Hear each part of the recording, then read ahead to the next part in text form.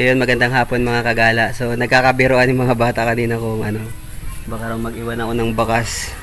Ayan, so totohanin na lang natin yung biroan na yan. Mag-iwan tayo ng bakas. So ayan, nandito nga pala tayo ngayon sa Pantalan ng Bahili. Dito po yung aming gawain. Sa mga bata, sa mga nanay. So ayan, sa Fishers of Men Ministries dito po sa Pantalan ng Bahili. Ayan, yung aming kids church at saka yung Bible study sa mga nanay. So hanap tayo ng spot na malalagyan natin dito habang wala pa yung mga wala sila. Yan, bumaba na kasi sila lahat eh. So pagkakataon na ito para mag-iwan tayo ng bakas.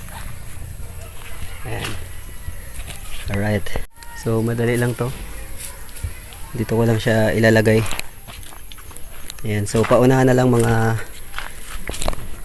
kagala nating mga bata dito sa Pantalan ng Bahili. So kunin ko muna yung aking sticker. Ayan, mag-iwan tayo ng bakas. Alright.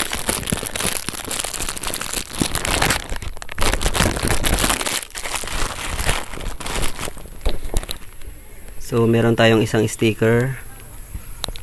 Ayan, tsaka pang merienda, pambaon. So paunahan na lang mga kagala. Dito lang yan. Right. Dito sa ilalim ng yero. So paunahan na lang mga kagala. Bye-bye.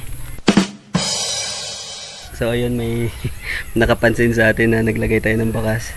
So may idea na siya na nag-iwan tayo ng bakas. Kaya iibahin natin ng lagay ito mga kagala. Huwag kayo maingay.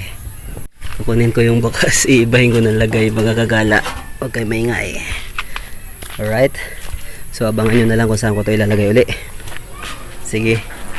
Dito ko ilalagay mga kagala. Ayan. May nakakita kasi. So sana hindi niya na ito nakita. Ayan. Ayan lang yan sa may ilalim ng kakawate. Ayan. So bye bye mga kagala.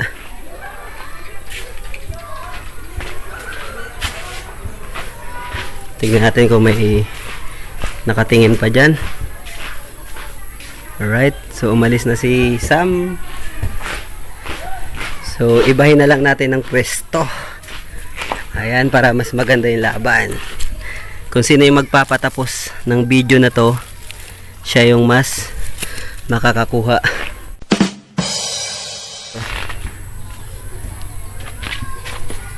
Ayan, dito sa ilalim ng bato na to, bato. Ayan. Ayan. Takpan na natin ito. Ayan.